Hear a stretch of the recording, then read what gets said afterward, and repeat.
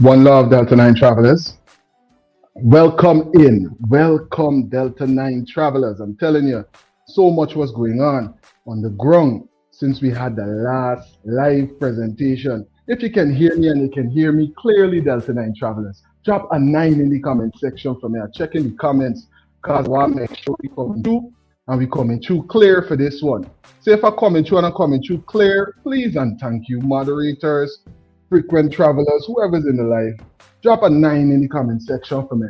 I just want to make sure that the signal comes clear before we start the presentation. We got so many things to get into. The Prime Minister just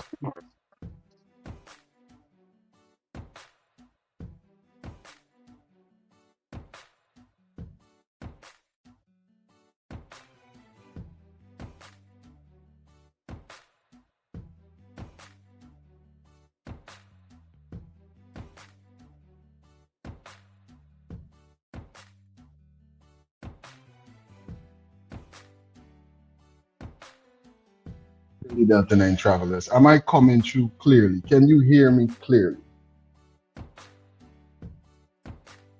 Please and thank you. Welcome in all the Delta9 travelers. We are live right here. It's like boarding, you know. We're boarding right now. We're boarding. We're getting everything online because guess what? When we start, we gone. When we start, we gone. When we start, we gone. Big up to all the travelers that are live with me right now in this international digital connection. Listen, so many updates coming in to charge the crew. But Defense Honorable Dr. Todd is asking, are you going to charge the crew? And then yet salvage, excuse me, MV Barima. You know, there's so many things for us to analyze, Delta9 travelers. I want to still welcome into all the frequent travelers. If it's your first time traveling with us today on the international digital connection, then please and thank you. Make sure that you thumbs up the live on your way in and subscribe. Become a part of what we have going on here. We have so much things to update one another with so many headlines. Whole boatload of people dead. No government man, so we forget, so we not go forget. Boat gonna fall, still the servants of the people start acting like the masters. Hear this. Them a cruise on the wave while the working class bleed. Only care about profit and power and greed. National hit, but the people left down. While you're flashing bright lights on the cricket downtown. You spin it, you hide it, you're brushing it past. But the anger of people too heavy my ass. Now you're pointing your finger and telling we feel leave like we're supposed to bow down and accept all the grief. Get from it! That's the cry from the street when the arrogant big belly man start speak. You can't shout down the truth when the blood on your hands. Neglecting the lives of the common man. Get from it! Miss we with the empty excuse. Tired of the lies and the constant abuse. You can't tell the youth to pack up on the part when the rock that you're hiding is deep in your heart. MV Barima tragedy, them a scream from grief. No justice, no closure, no proper relief. Buried down like dog, excavator in place. Disrespecting the dead right in front of we face.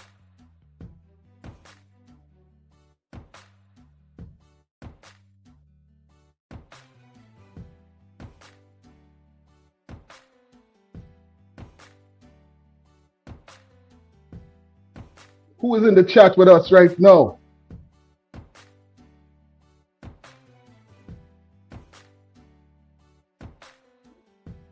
Who is in the chat with us? Rugrenat, welcome in. Thanks for tuning into this live presentation. Chandel, thanks for being a part of the live. Listen, let's jump straight into some of these headlines. We're going to jump into the press conference. We got that to present as well. And we're going to be getting into those headlines as well. But listen, we're going to jump into some of this right now.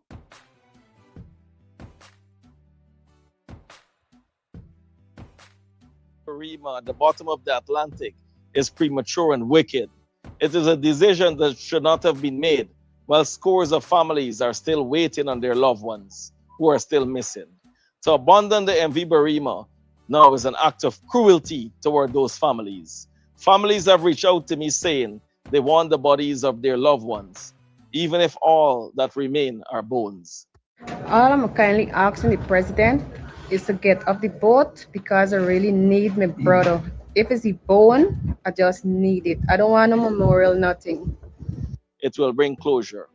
The government did not exhaust every possible option. They have not sought out international help with the expertise and equipment to recover that vessel. Yet, they are already talking about turning it into a memorial. There is a reason this administration does not want the MV Barima brought to the surface. What are they hiding? The vessel was overloaded and should not be carrying the volume of cargo it was carrying. One of the engines was down, and an overloaded vessel needs both engines, especially to navigate rough waters. We have heard from the captain who they arrested and charged for murder. Everybody knows the whole vessel is going to be the one is 7 years old, that vessel. The vessel have a lot of issues. The vessel I'm not walking. The vessel radar don't have a radar. The vessel don't have a start and rescue transponder. The vessel don't even have a keyboard. Look at those like graphics, those like graphics, why since 2022 and maritime inspection and the right after festival, you think that God, looking like grabs them, your expired since 2022. Why government doing this of the That the vessel had no functioning emergency position indicating radio beacon, EPIRB, no search and rescue transponder, an inoperable anchor, no operational radar, and life rafts expired since 2022. The Barima had been transporting construction materials and other cargo for big businessmen and those with major projects in Region 1.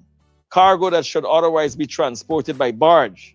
We may never know the truth because they do not want to recover the vessel and let the evidence speak. Additionally, Minister Ejil's explanation does not add up.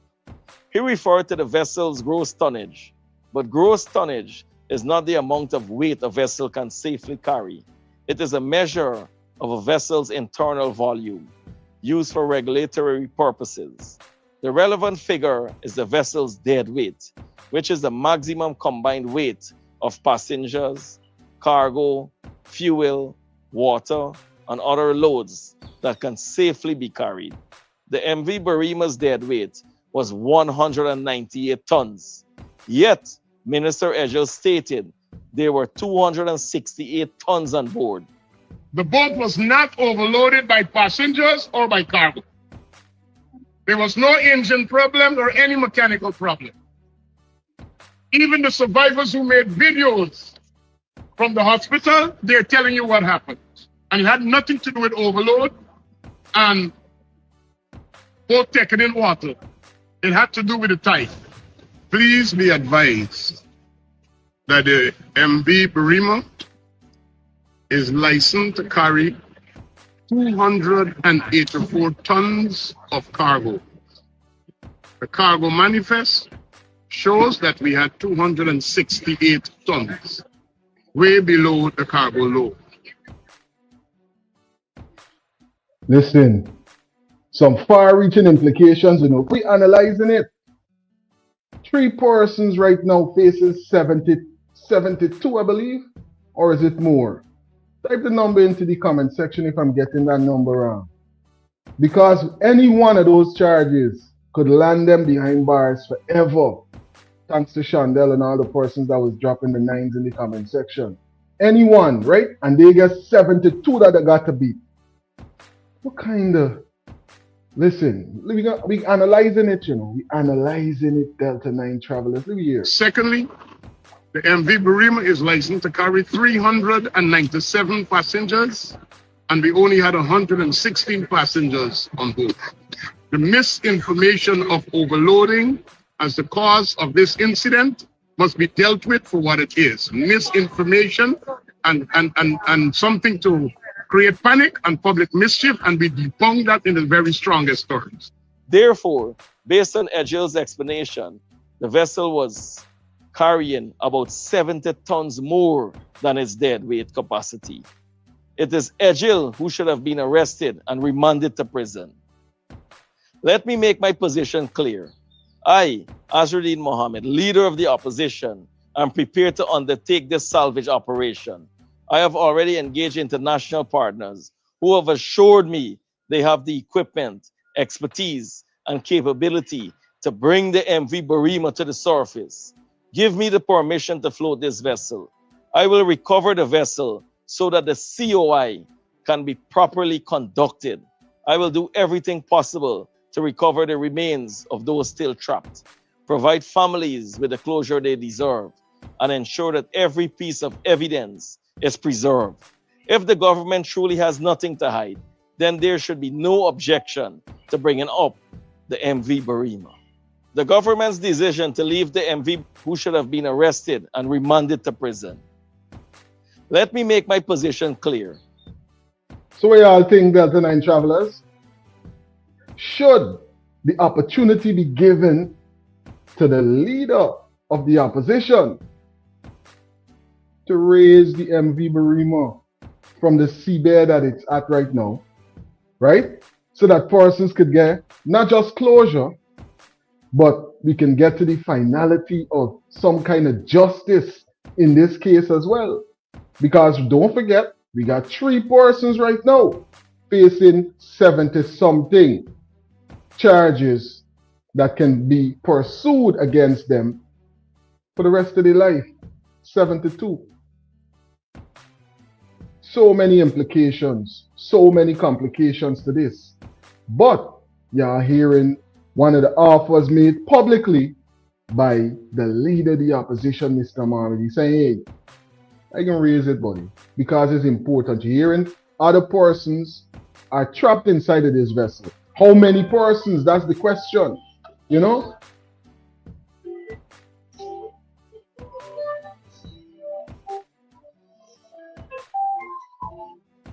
Greetings, you're on to Delta9 Media Live. Delta9, this is Rujanathan calling. Yeah. Yeah, I think the government should give Azruddin Mohammed a chance to bring it up, but you know, they might not give him the chance because there's evidence about something. I'm telling you, but there's the evidence that's needed to give those 3 men an opportunity to, if they are guilty, get some kind of justice for the family, and if they're not, vindicated, right?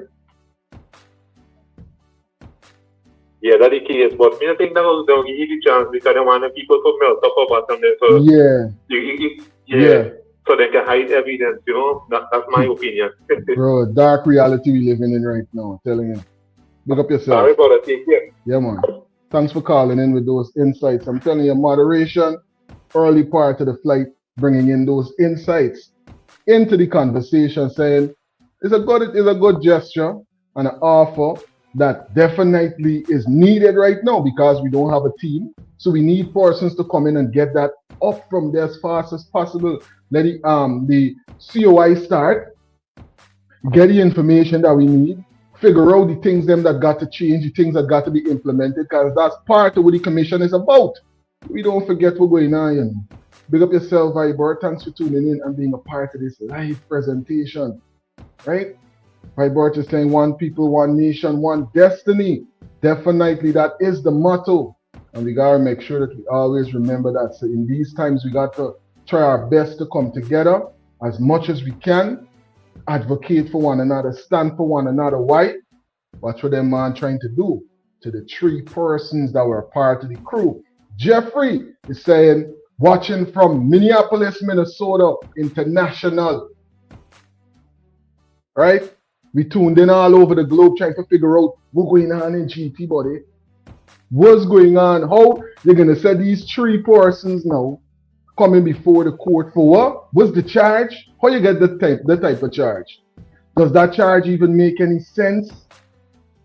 Legal minds are going to have insights to share about it that we're going to highlight right here on this live presentation. But let me make sure we get this clear. So persons can't say, oh, the boat can't come up. Why the boat ain't come up yet? This, that, and the third. Any delay is going to be on the side of those that's supposed to give the permit for what? The permit for this. I, Azruddin Mohammed, leader of the opposition, am prepared to undertake this salvage operation. I have already engaged international partners who have assured me they have the equipment, expertise, and capability to bring the MV Barima to the surface. Give me the permission to float this vessel. I will recover the vessel so that the C.O.I. can be properly conducted. I will do everything possible to recover the remains of those still trapped, provide families with the closure they deserve, and ensure that every piece of evidence is preserved. If the government truly has nothing to hide, then there should be no objection to bringing up the MV Barima. I'm telling you, the MV Barima, that's the option. Right now, in a couple of days, that could get on the way where persons can now understand some of what actually went down. That's the offer coming in from the leader of the opposition. What y'all think about that, Delta9 travelers? Drop it into the comment section. Call it in. I'm going to put up the number on the screen. 100% wild-crafted sea moss. Only the best, because you deserve nothing less. 8 Butterfly.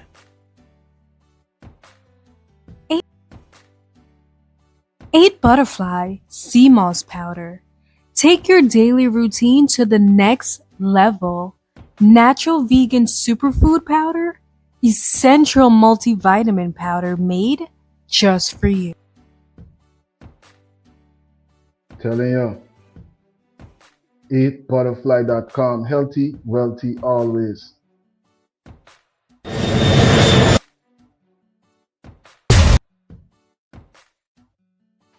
Well, use the subject. I just listen to you. But today, I didn't like listening to you. You was actually trying to justify the captain getting jailed. And I didn't like it. I'll tell you why. You is a Guyanese. You know that the captain only get power from he go down. But the people from he go up.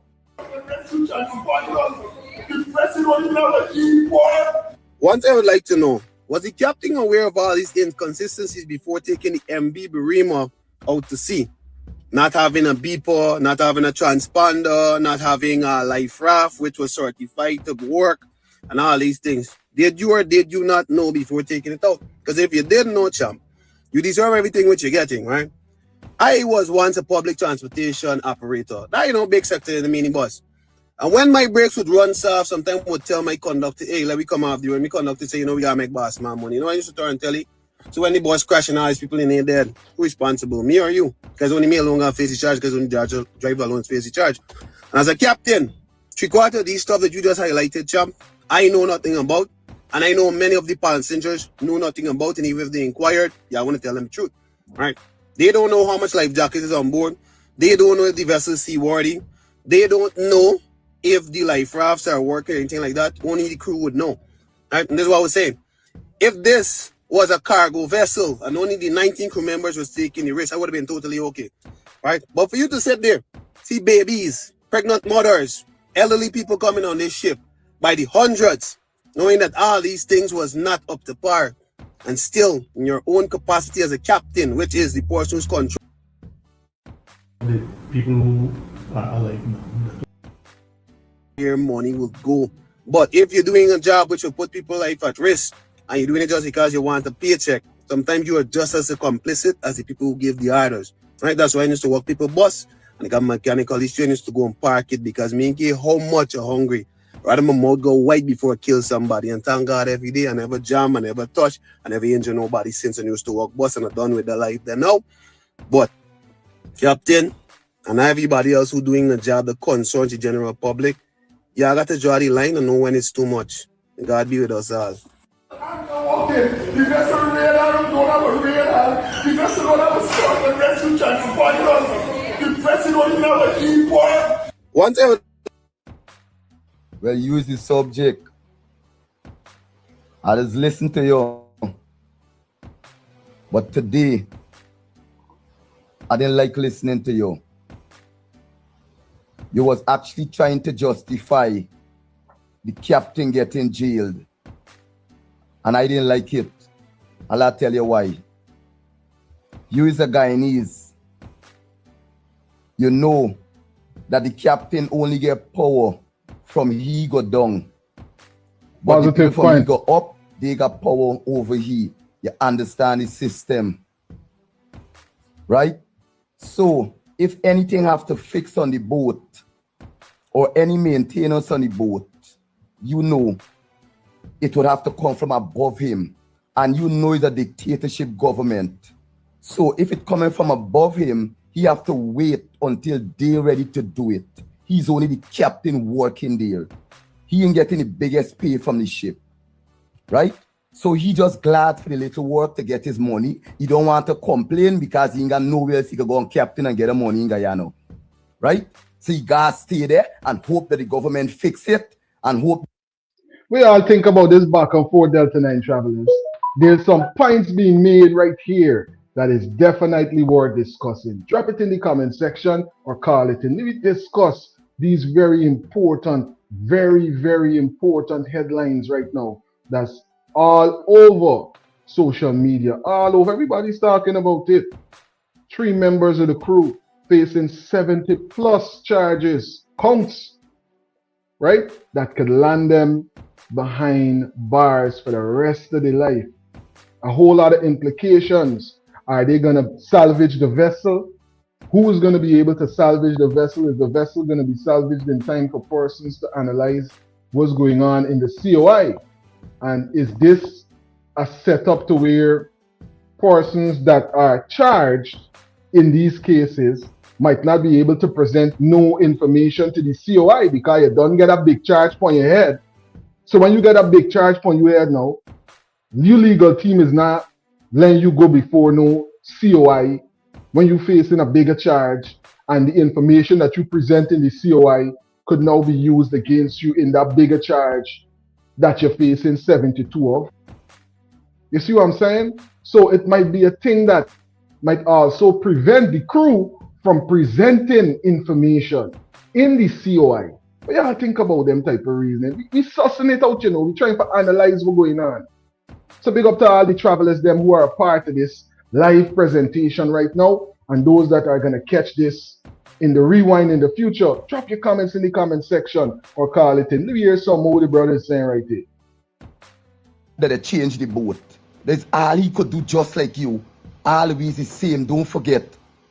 He did it for a salary. He would never left his job because of the condition of the place. Because all we going through the same in Guyana. The condition of where we walking in nice, but we can't left his job fighting and nowhere else we could go. So we can't say that he's supposed to left his job or speak out because we know the government will victimize him. Before I could talk so hard on the internet, I had to left my job. I had to left everything. I done with everything in life. Because if I had anything going, they would have been vindictive to me. They would have victimized me. So you know what's going on. But I want you to know same way. I is you and you is me. Right? I got to identify the false when the kings they rise and the devil try to come to them. I got to identify the false. Yeah, telling you, we analyzing it 2 sides to the kind right there. What y'all think about what's being analyzed? PA, thanks for being a part of the live. Insightful moderation is on the flight. If it's true that Edgel ordered concrete to be used to repair a steel hull on the MV Barima, he must take all the blame for the disaster. Big up yourself, PA. Thanks for dropping those insights into the comment section. What y'all think about what's being highlighted right here by the moderator, P. Alika? And guess what? This is the poll question for the day, for the live, right? Saying this.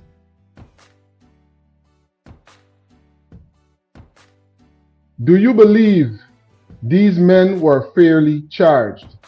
68% is saying no. 32% is saying yes. What are your views, Delta9 travelers? Drop it into the comment section. Let's have some meaningful discussion about it. That is the poll question for the live.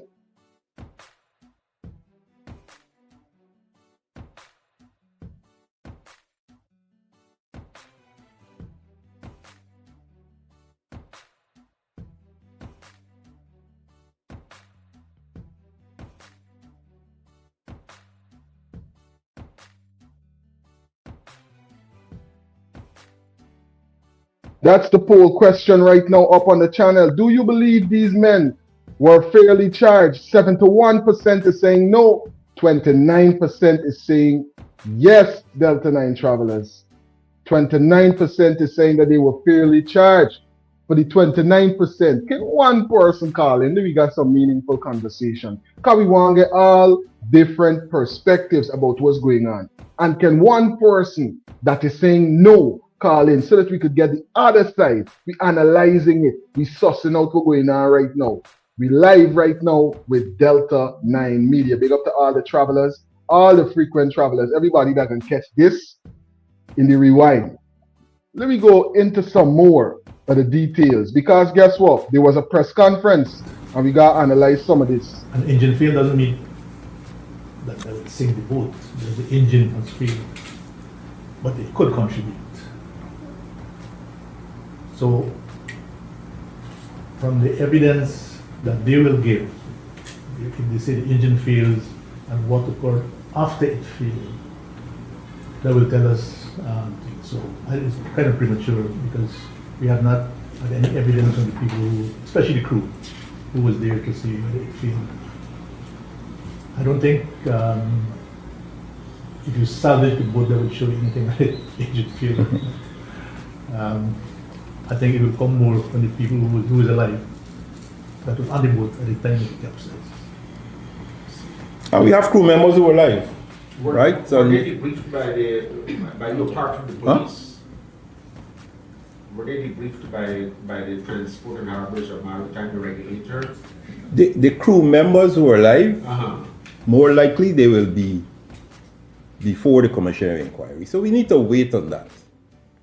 I mean, it's a good question you're asking, but we need to wait on that. The crew members, they will be very important as we pursue this commission of inquiry, and they will have an opportunity to speak. But how and would you, as a legal team, allow your clients, right, the persons that you were hired to defend, would you allow them? Because that's going to be the conversation, you know. Oh, the legal team has decided to bar them from participating in the C.O.I. because of the criminal case against them. This, that, and the third, blah, blah, blah, blah, blah. You got to think the legal team, this, that. That's going to be the conversation, you know. Let me wait and see. Remember, we saying it right here on Delta9 Media. We watching it, and we watching it close. We watching it close, buddy, because if you got them big charges there on this side, and then you got a C.O.I. on this side, if the C.O.I. is telling you come and give information that could left you in a hole over here, then you could plead the fifth, and you could ask your legal team to do something so that you don't participate, and you save yourself. One hand wash the other hand. That's what any smart defense might do. I mean, I just analyzing it. Because if you go and give information in the C.O.I., the information might very well be used against you in one of these 70-something charges that somehow are very connected. You understand, man? Let me see what's going on in the chat right now. What are the travelers saying? John, what's going on?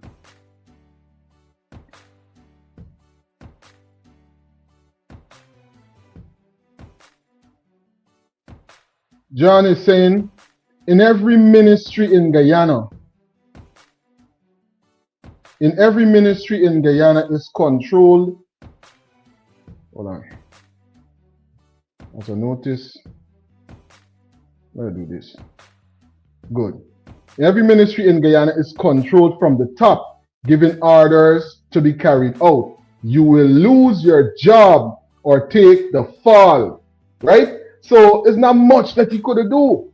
That's what a lot of persons are saying. Is not that much that he could have done to rectify that situation, that to not be able to go on that vessel. If you're saying, hey, me doing this or me doing that, they might find another person. And then, you know, when they do find this person, you're going to have to deal with wherever come. You cut hours, this, that, and the third, or whatever the case might be. You know what I'm saying, Delta9 travelers? And as we analyze this thing, we got to hear from the legal team, you know. Do we hear some of what the legal team is analyzing? And then we're going to jump back into what the PM is saying.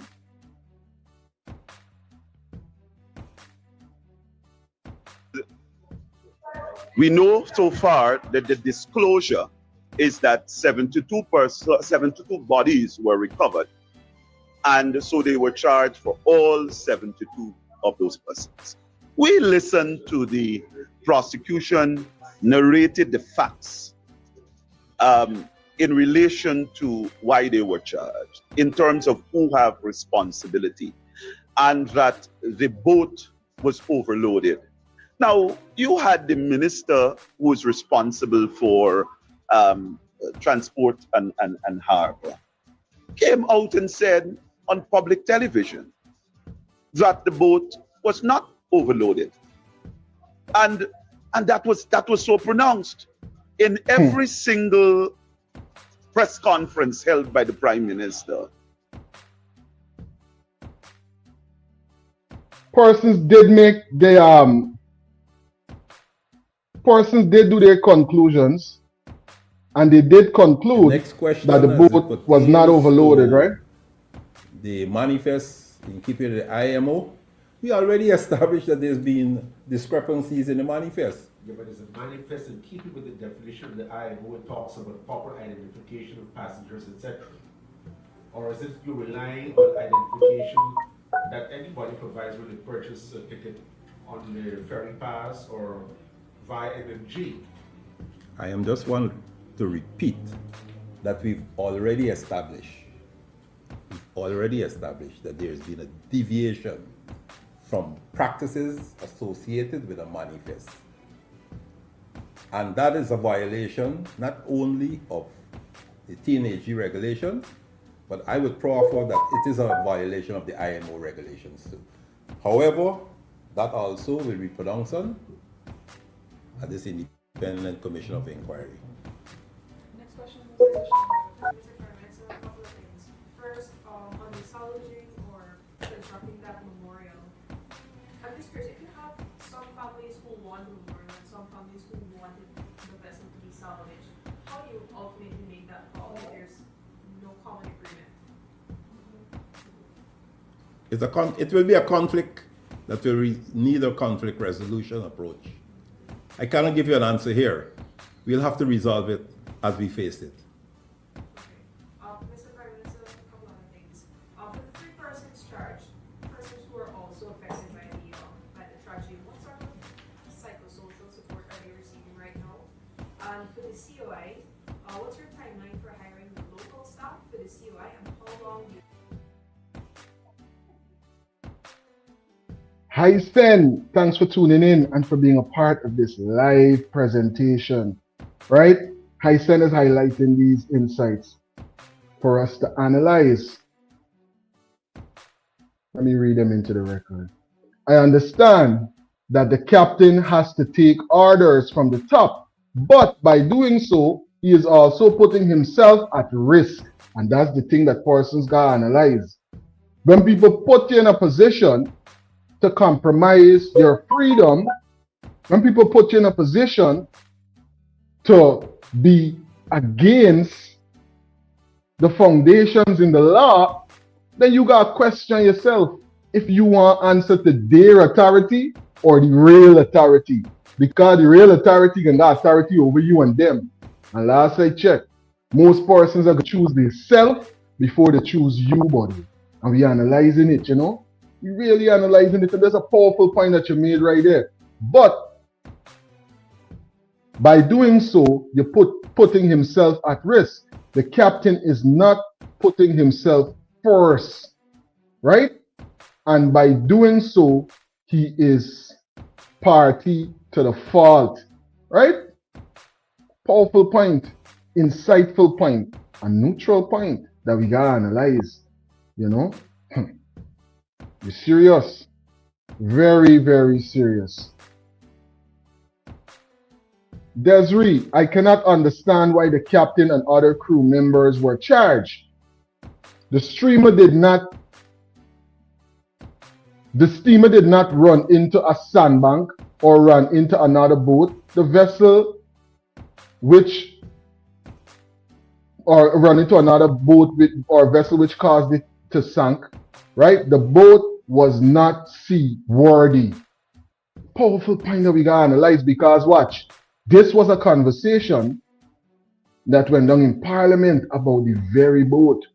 Mr. Chairman, the new vessel that is expected to come on stream would be the MV Malaysia, which is en route to This was Guyana. said about the same boat. Port Calcutta, and it's coming to Guyana. That boat will service the Georgetown Region 1 route, making stops at Mabaruma, Marijuana, Port Kaituma. And that will replace the MV Barima and the MV Kimbia that presently traverse those routes. There you had it right there, coming straight from the mouth of the minister in the Parliament, that they were up for replacement. Matter of fact, they were replaced before. They were pulled off and docked, right? Before. We're analyzing, you know. Let's hear what's going on. For all 72 of those persons. We listened to the prosecution narrated the facts in relation to why they were charged, in terms of who have responsibility, and that the boat was overloaded. Now, you had the minister who was responsible for transport and harbor, came out and said on public television, the boat was not overloaded, and the boat don't got no problems. And that was so pronounced. In every single press conference held by the Prime Minister, there was absolutely no indication that they found, in addition to the loading manifest, that they were able to establish the load of that boat. Now, you could imagine, there is a clear pronouncement yesterday that, and the fears of the Guyanese people, that we may not even see the boat back on water. So my thing is, how do they hope to establish the weight of that boat? How do they hope to establish that?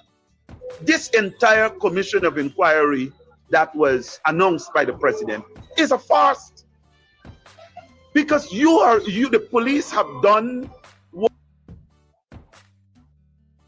So two parameters that is very important to what's going on right here.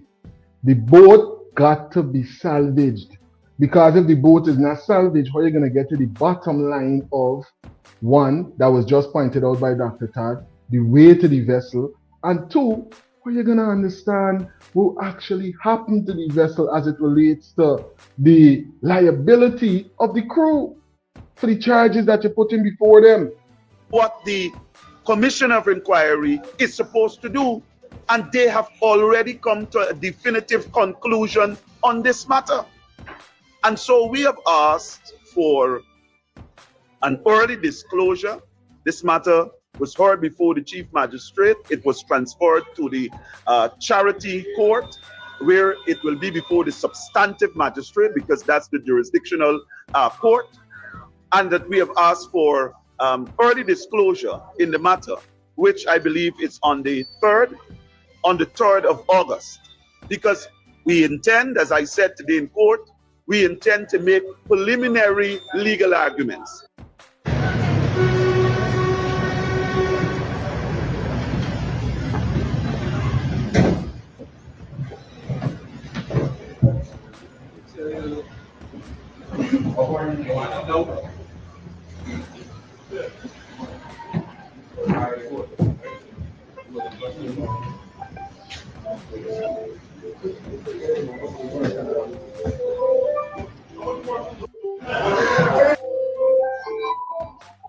Greetings, you're on to Delta9 Media Live.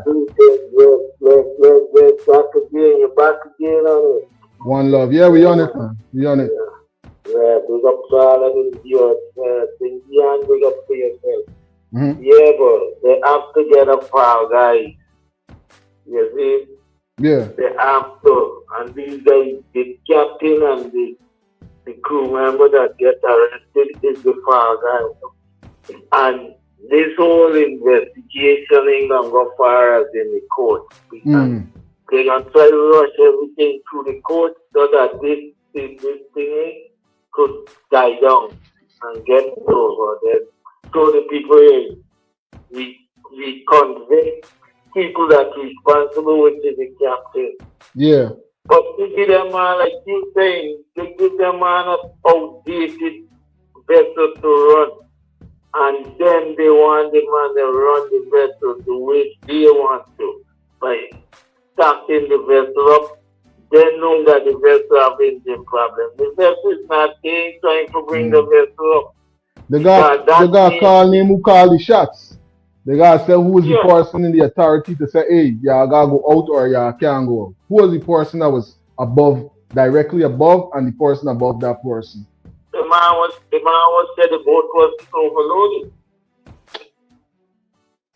You understand? The man said he had no engine problem. Right? You see? Right? The man who was the only man who was on the boat and see no fault with the boat, but never no way on the boat thing physically. But I don't understand how he could have had those facts that what was going on that boat. Bro, you see poor people? Yeah. That's always got stuff for some rich people, you know. Not all rich people bad, you know, because this is how you work with them. You see? And some of them treat me way, bro. I had one wealthy it's always good to be wealthy, man. We don't want to make wealth seem as if it's something bad. Wealth is something great, and it's something that is attainable and should be desired by all. Right? Let me look at it in that manner. Yeah. Yeah, but you got some people when they're wealthy, they stamp on the one below them real. That in itself is a poverty mind. Because what kind of life is the way I take on it, you know what I mean? But I have a response. You see, when the man called me in the room, the man said, bro, and I go in the room, the man had me 4 product, this done. And then he come out to me money, you know. Yeah. The man said, once you're around me, you have to look like me. Just like me. I don't want to see. Man, big me. Yo, I will tell you, bro. Nice big man. Nice back, man, bro. Yeah. See, now people who deal with poor people a certain way, you know. When you looking down on your own, and you looking, I can't remember at the end of the day, always human being, you know. So if you get so happy within yourself to where you let a little bit of material achievements, because you looking down on humanity, to me, I could stand corrected. That in itself is one of the greatest poverty that you can experience because you're missing out on so much, you know? Right. That's just what I think. I get it. Big up yourself, Al, and thanks for calling me with them insights. You know what I'm saying? Insightful callers every time right here on Delta9 Media, calling in and sharing their views. What do you think about this, Delta9 travelers? What's going on right now with these crew members, right? Remember, Samsung keeping us connected no matter where in the world. Delta9 Media is located as we get back into these details from the courthouse, among other headlines.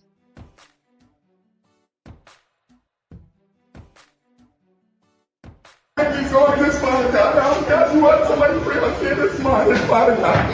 And somebody pray us this morning, Father God, and please Lord, this Father God, please, Father God. Please let some pray us, Father God. Oh Lord, we come by, Lord. Everybody knows the whole vessel is going. If you don't walk this in, it's 7 years old, that vessel.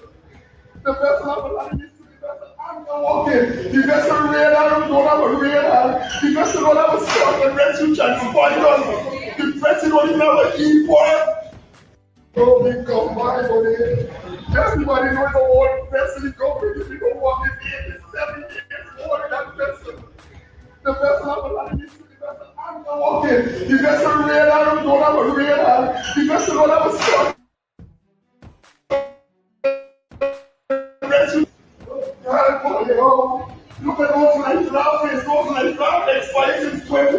crew and maritime inspection in the day, right after festival, you things are happening. Oh my God, looking like they like draft them, their expenses 2022. And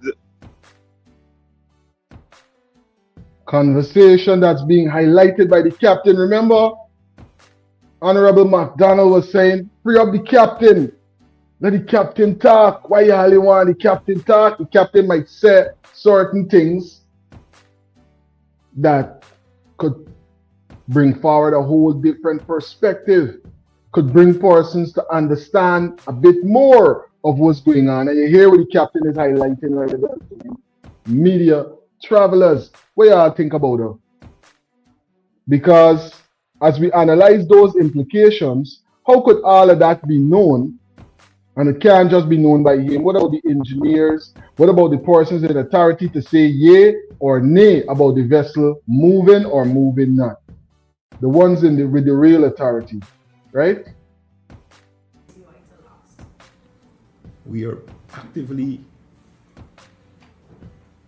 dealing with the C.O.I right now, as I mentioned before, preparing the terms of reference, right? Necessary instruments that the commissioners will have to take an oath and sign to, and identifying the staff and venue. That is being done as I speak, right? We want to do that as clear on to Delta9 Media. That's an urgent task. And just maybe fun thing. Yeah. There's some time when they young saying they good, don't make nobody call you. You understand? Don't make nobody, and that's why you can't move me, you know. You don't call me till you we go here. I say, bro, you gotta let me know front. If and then me, I don't rush out. You see what we get. The other three captains torn down the thing because of the problem with the boat. See that? But if you want to jump and go, you been good, you know, you should have sit down there and watch the game and say, can't do it. Fire me or let me think. Fire me, bro. That's what they don't say. Yo, don't make nobody, me grandmother, me mother, my grandmother first used to say. Then I hear my mother start saying it on. Anytime you're in your house and somebody turn you out for run, go follow them, stay in your house. And you know where you're going. Look over here. What the situation is in right now, bro? It's crazy. Look at the situation. I know you want to step by his bedside and just sit down and drink and enjoy yourself and watch the game. I did it, man. Yeah. We're analyzing it. A whole lot of implications. A whole lot of implications, right?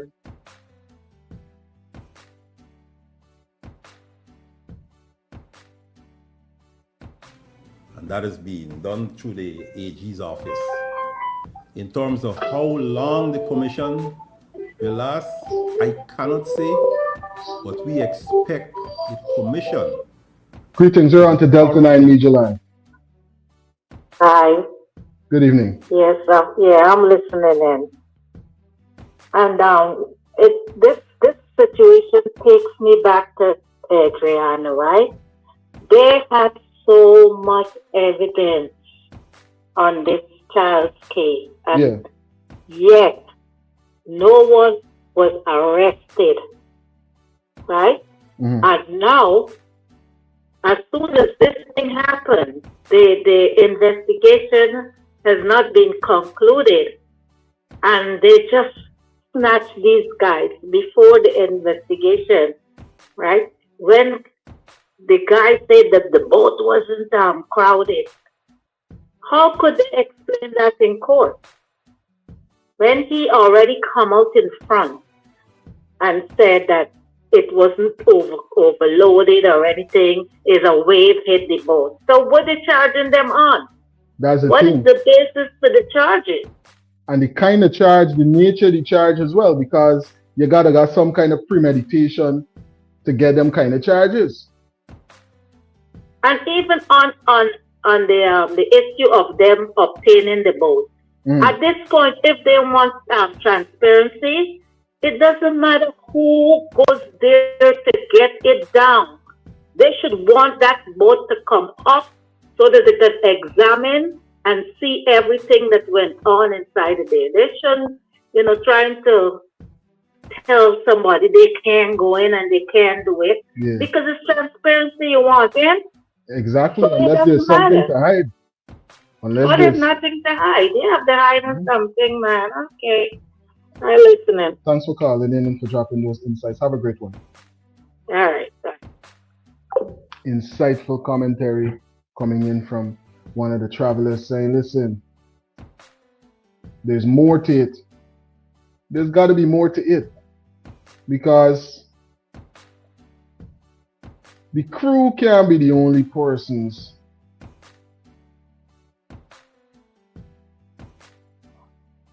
that we're analyzing with this thing. There's so many other implications, right? And we're going to analyze some more of what was said in this press conference so we could get a bit more details to connect with what was just highlighted. That's more important for us, for them to be thorough in their work.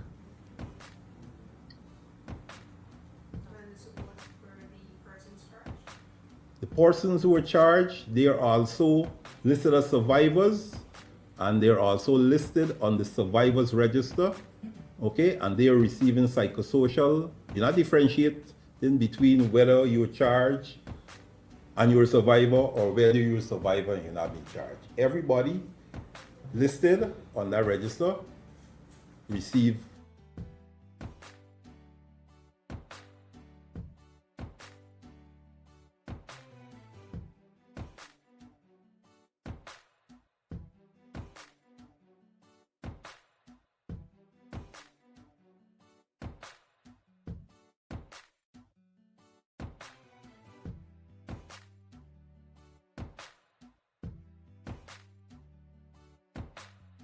Carter Center came back, make some recommendation, say the PPP was using resources, blah, blah, blah, and nobody's doing anything now, before election. They need to get a new election list and stuff.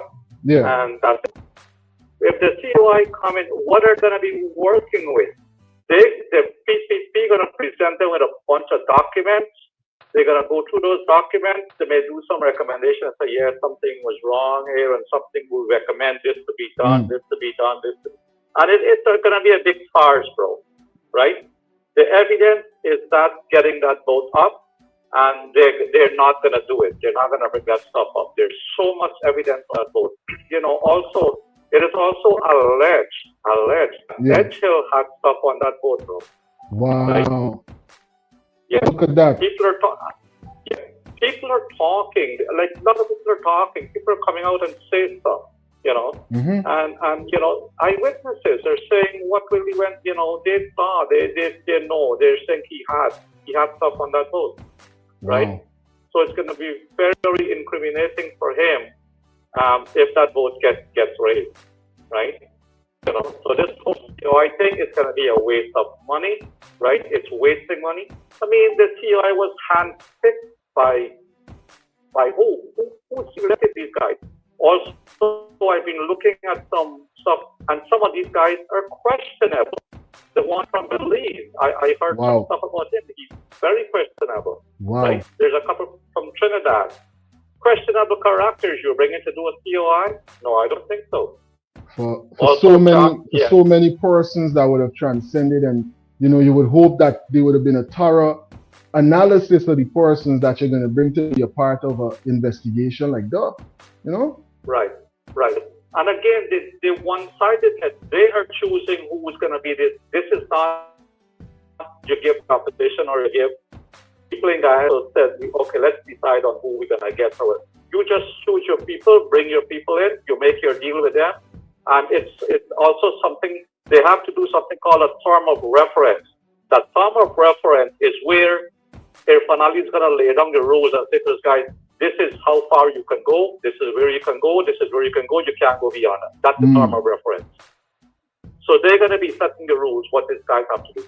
It's the same thing they did with Adriana. They should get some amount of input from the opposition, at least on the term, on the parameters. Right. Right. It's the same thing they did with Adriana. They did whatever. They brought in a retired RCMP, not an active RCMP. Yeah. He came in there, went over the paperwork and said, wow, I think everything was done okay. Oh, she died from drunkenness. And case closed. And that's what they're going to do. And they're trying their best to get over this thing with as fast as possible. They just want, I mean, that the French divers that went down there, they're saying your French diver came up and say they cannot see anything, right? Before they were trying to pull this boat closer to shore. I mean, we saw tugs. There were tugboats who was trying, cables were attached to pull. How did they attach those cables to that Barima if they can't see anything? How did they do that? Right. Then the story changed. Yeah. I mean, they had to attach cable to try to pull it, but they were confused. So they're trying to do stuff and everything now as time is going by, they're planning their strategy now. What are we going to do next? What are we going to do next? And now they come up with, we can't salvage this boat anymore. Like, I think floating the boat is a big part of what's going on with this case, and it's going to help to reveal so much information. It's very critical. Exactly. Yeah. Yeah, and also charging those guys, it's going to cause complication now. By charging them, you're complicating the whole C.O.I. and the whole stuff, as you were saying. Good. Because their lawyer may say, you cannot, what they're putting these guys in a bind, or they're trying to cause complication with the so they can't talk. Shut them out. Give them 72 reasons to keep your mouth closed. Right. And also, I mean, earlier one of your calls said, apparently these captains, these guys were watching a soccer game. The original captain who's supposed to go on that boat refused to take that boat when they saw what was going on. They refused. So these guys came in as backup, and look at what happened to them. Wow. Right? I was looking at, there's a guy named Alex Power also. He's a white guy. He did an analysis on the Ministry of Transportation, of Public Works. Yes. He said the ministry was able within 6 months to redo the circuit at Canary Airport, at the circuit there at Canary. Yeah. These guys were able to revamp that whole thing, do that whole thing. The same ministry cannot build a wharf in 3 years, but in 6 months they were able to revamp and do all. Yeah. Wow. Right. Make us stop to international standard, because you know what? It's who he was looking after. The benefits. Bigger return on investment. Exactly. The American people meant was nothing to them. So it's just good. So the other thing, I mean, how stupid is Guyana looking? I mean, Irfan the other day was boasting about they can do a robotic surgery from here to India, but your country cannot build a wharf in 3 years. So what are you boasting about? Right? So it's just so crazy, man. This whole thing, bro. And as I'm saying, this is the way it's all going. This is gonna just die away. You're not seeing no because it's almost as if you're playing a game, right? And you're seeing the moves, you're seeing the person setting up. Because I'm telling you, with the charges that they just got, and then with the C.O.I. that's going to be going on, that's going to be one of the big back and forths between the legal team and them being allowed now to present information that could put them forward in a hole in the criminal charges, right? Exactly. Also at one of those press conferences with Mark Phillips there and whatever, there's a guy, Mandal, was at the head table with Mark Phillips. Yes. Right? He was there. They're the one who arrested. Mandal is the one. They're the one who arrested those guys. And Mandal, why is this guy? He's now assistant superintendent, Yeah. Right? He's now an assistant superintendent, and that guy was part of the Adriana. A big part, a critical part, a very interesting and a part that needs to be analyzed when you're going to try to figure out what's really going on with the character of persons involved in what's going on right here. yeah, this as I'm saying, bro, the way this is headed right now, you can see where this is going, man. This thing gonna be a whole cover up, a whole thing, and it's all gonna hopefully, you're hoping they're gonna go away. You know, also last week they had it's called the Social Council. They had social stuff, whatever. That thing, I mean, that for one, that thing should have been postponed or cancelled. They went ahead and did it. You know, at the end of that stuff, Bharat Jagdeo were promising these people, they used to get like the Americans, they used to get like a $5 million contract.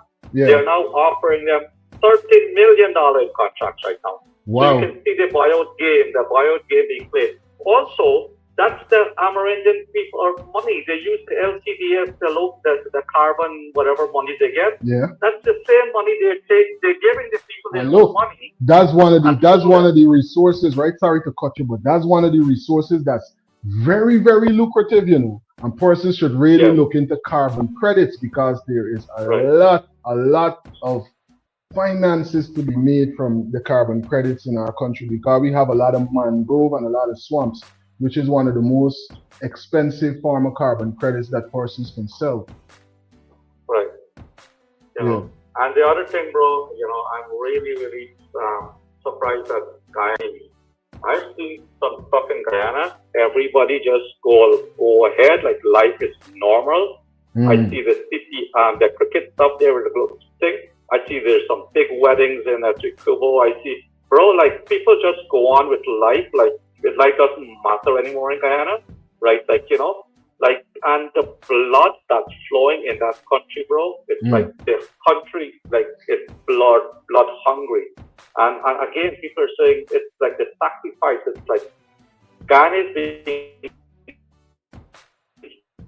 sacrificed right now, and like no, unless it happens to you, it touches you, it doesn't mean anything. People just go along. I mean, look at yesterday. I really was expecting a good turnout at the parliament there. I mean, the parliamentarians did their thing, but you thought you would have been a bit of more. No, yeah, thought persons would have turned up outside, or you know, there would have been a larger turnout for the you know, the protests before. But let me see, because there are other protests that definitely are going to be organized because of what's going on presently. So they might hear the first bell, but they might hear the third one. Nonetheless, thanks for calling in and for dropping those insights with us. Right here.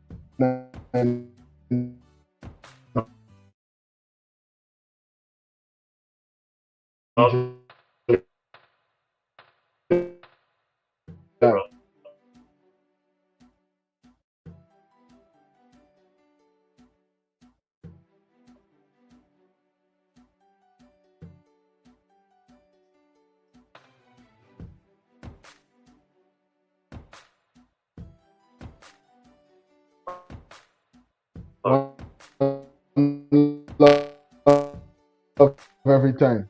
Insightful commentary. Big up yourself to all.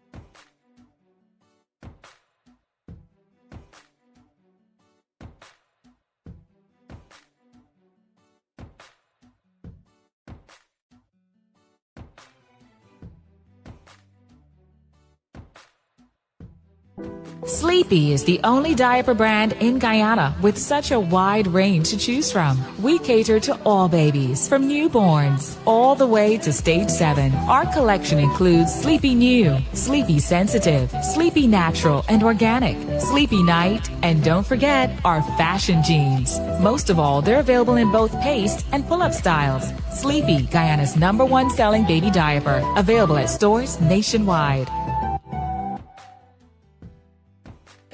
8 Butterfly Black Seed, loaded with antioxidants and essential nutrients for your body's needs. Breathe better, feel better, live healthier. All the benefits of black seed oil without the taste. 8 Butterfly Black Seed Capsule. Let's just say, the unity that they had there yesterday in Parliament, I hope they will keep that unity together and fight the PPP government. I hope it's not for the one day. I hope they continue carrying on with that unity that they formed there yesterday and beat out for edges to get out of Parliament and Nadar to get out of Parliament. Yep. I hope they can keep it up because the people they need, the children that will go back, they even call a conference to bring those children. Even to keep a counseling for the children that have school friends that's round. They even haven't have a social worker to go on the media to say, you know what, we're going to keep a psychological counseling for these children. What, they going to wait until they go back to school? Instead they do it now, keep a camp, something that the children, they can get closure. And to grieve the way they want to. That they may have alcohol there. The social workers them and the ministry need to do something about it. Because even in America and even in other countries, when something like this happens, even somebody gets like, they call counselors them to come in, to counsel children, bring them together. Because they realize the impact. They realize the impact on the mental and how important it is for persons to have, you know, just that clarity, that closure, and being able to deal with these things in that manner, you know? Yes, they need to do something, and the Guyanese people need to stand up. Very important. With the people them that was doing their protesting and all of that. They need to come out in droves, even when they get off of work. Let them stand up. They can't fire them for standing up when I knock off or even on my break. Yes. They need to, because this thing gonna keep on going. Adriana, they say no stone unturned. Them enemy boys know they bring this case together because of shame. What are they doing? People is dying day by day, and no accountability.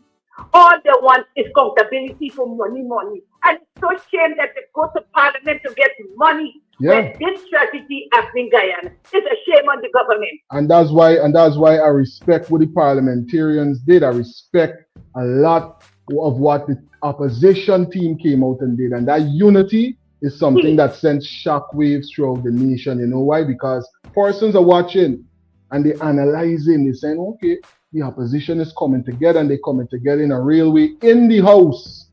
It can't be business as usual. Thanks for calling in and for giving us those insights. So wonderful that they done, but all we want them to do, keep that same momentum going. They will. They will. Okay. Because if not, it's more of the same. Thanks for calling in. God bless. Bye-bye. Every time. Right? Insights coming in from the travelers, highlighting certain details. I know if you all noticed, but we had some turbulence. Like if we was going through the Bermuda Triangle, I tell you, I don't know what's going on sometimes with this broadcast. It's just bloop, and you're gone, and you gotta come back in. But we here nonetheless. Camille, thanks for tuning in and for being a part of this live presentation. It's a lot of contradicting stories they are putting out. Right? It's a whole lot of contradicting stories, because guess what? There's a lot of gaslighting, and it's supposed to now help we analyzing all kind of different narratives until we exhausted with what's going on. And the next couple of days, another headline come up, and now this gets put on a side burner. Greetings, Al. You're on to Delta9 Media Line. All the superbiotic surgery and all these things, the program they get for what you call COVID program, all of that then set up as a shell company to keep the money. What you doing robotic surgery from India to Guyana? That's the only thing they just put there, well, this is where the money going. But you realize anything that started don't finish, and if they finish it, they gotta go back within a month or two. See how these guys taking the money, bro. They bleed the treasury till the bottom done. Then guys, listen, you see what happened yesterday, yeah, what you say? We been calling for that, but what makes me annoyed is the Guyanese people didn't come out and support the leaders for the party. These guys put themselves out there for them. They did. You gotta come and join, bro. One with y'all. You see? Because if y'all keep sitting back now, y'all say y'all leader them in united, they're not together, they're fighting each other. Now a situation, you see God don't see. God make this happen. And it happened for a purpose and a reason. And the reason and purpose is now showing. Look at the opposition there. It's showing you the implications. At one. And it's showing you the implications on the level of corruption and how dangerous it could be. How dangerous it could be when a country don't got unity on things like this. When it comes down to public safety, all of these Guyanese, and we gotta look out for one another. If you're doing something that's gonna compromise the safety of my neighbor, my friends, people in the community, we all gonna come out and make sure everybody's safe. Because whenever done, everybody gonna be affected, and it doesn't make any sense. It doesn't make any sense.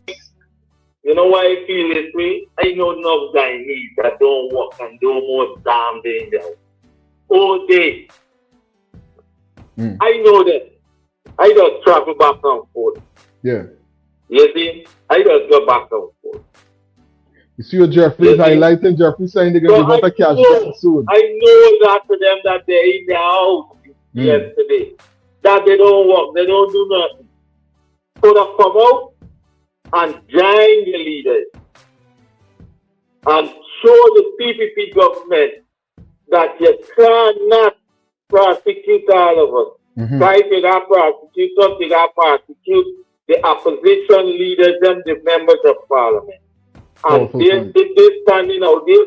Now is the time for you come out. Now is the time for y'all come out. Because y'all is not by yourself. Y'all with members of parliament that is the opposition there. Yeah. They're gonna lock up members of parliament, all of them. Like two members of parliament from the opposition was out there yesterday. They can't. That would compromise a whole lot of things. You know what I mean? There's so many angles to this that we gotta analyze. It's very important that persons in the country come out and render their support. You know why? Internationally, I see how we showing out. We coming out and we making sure that we say, hey, we watching and we seeing. We paying attention. On church and Utica, bro. Yeah. Yeah. And if we had more time, it would have been a longer situation and more people would have come out because they would have got late into the evening and more people get home because of commuting on the summertime. You know how does be? Yeah, and them man just put it together, you know. Yes. They say okay, they put it together. You know why? Because when you come to these parts of the world, and we ain't trying to look at it as a foreign versus GT and them thing, but you just start to realize and say, hey, why you know GT is a real nice country? When you look at it and you travel around the place, you start to realize, hey, we got to make sure that we look out for them. Because whenever done, you understand how it feels to be an immigrant and to be in another person's place and to understand how that impacts your life. You understand me? Yeah. Tell them, who want to spend their whole life internationally? Let me show you this. Let me tell you. Yeah. The food, the vegetables, especially this herb, the herb, the man pork, and the favorite gift to your food Yes. than the ones out there. Yes. That's because Them you think. we got the rare earth. We got the rare earth. We got the fertility in the soil. Look at how close we are to the Amazon, right? And all of these other things. Right. You know, we got it, buddy. And why would you want to now leave all of that to foreigners to come and plunder it? Because this is what's going on. Yes, the foreigners are now rushing up and running in there. How much of them, they never come and Guyana, they have one of the most different variety of mango in the world. You know? Yes. Don't talk about it now, man. This my thing right now. I start visualizing and saying, hey, I got time this when the footstep. I got time this when the mango tree them is lazy. Big up yourself, kid. Yeah. This send me right back into some memories, little days, you know. August time, what? When we do from school, every tree is a potential target. Every tree is a potential target. Is either you tree, your friend tree, the other person tree. Big up to all the travelers. Jeffrey saying, very soon they're going to come out and give another cash grant. We hear some more of what the PM was highlighting. And there would have to be a licensed person operating the canteen, right? I would want to believe that they were licensed. And they would have had alcohol. Because adults travel on the boat. Huh? What leads you to believe that they were licensed? Because they're operating on the ferry. Notwithstanding the fact that we would have identified discrepancies in the manifest, you operate in a canteen, you know, you have to have a license, especially in a government facility. So let's move on. We answer his questions. You got to be disciplined. The operation for the transportation of persons now, we know that cargoes are... Yes. In terms of the ferry service has continued, you know. There's been no disruption in the ferry service to Northwest because the MV Militia travels from Georgetown to Barima. Greetings. Right? Yeah. It moors at the water. How this man don't know the person that operates in the canteen is like? Why? You hear the ignorance of these, you hear the incompetence of these people. Yeah, so I suppose the person who run the canteen have been licensed. So that means they should have a... Bro, use the man in charge. They use going supposed to. You're supposed to say they are licensed. Remember, Honorable Mr. Patterson was highlighting certain things, you know. Honorable Mr. Patterson was highlighting the fact of how come they fire the person that used to check and make sure that this was safe and that was safe and other things, right? So that might be one of the reasons why. But as a man, right now you charging 2 men for this whole thing. 2 of the men, the captain and the crew man. But you, as the man who is charged of this vessel, he has don't failed. know if the person that run the canteen on your vessel is licensed. That makes sense, bro. Let it make sense. I hear this, man. It's why you... When you think about it, I know sometimes it's make you just say, is what really going on? What's next? What's next if we allowing all of this to slide in this manner?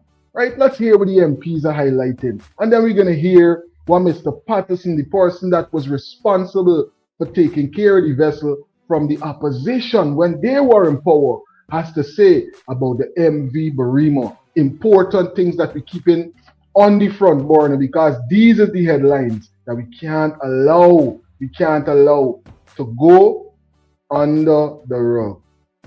The indigenous people, and as a whole, he has failed the country. We call on the public to keep the affected families in their thoughts and prayers. Let us stand together, united, as we mourn the loss of our beloved ones. I thank you. It is, however, best known for serving the Northwest District. By design, the vessel had an estimated passenger capacity of approximately 150 persons and a cargo capacity of approximately 290 metric tons. For a vessel this age, maintenance is not a routine administrative matter. It is a matter of public safety. Matter of public safety, buddy. So we want to see the maintenance manifest, cross-examining persons whose names appear on this manifest. We want the training history. We want all the parts, the receipts for the parts, so we could cross-reference it from the store. Listen, we're going through this more crazy than a fine teeth comb. We analyzing this like if we sifting out flour. From the 1990s until 2020, the general and specific repairs were undertaken by established contractors, including GNIC and Courtney Ben Contracting Services. Because of the age of the vessel, several structural components had to be specifically fabricated overseas by specialist companies. These long-standing arrangements mattered. They helped ensure that the vessel had access to the specialist parts, knowledge, and technical support required to keep an aging vessel operating as safely as possible. After the change in administration.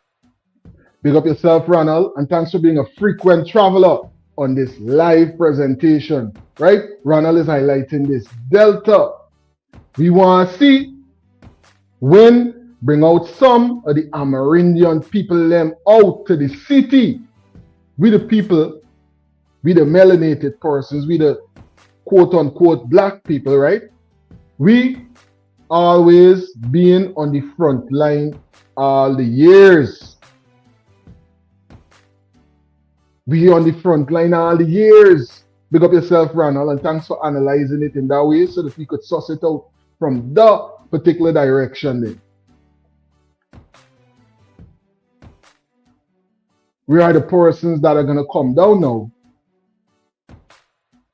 to be a part of this. Or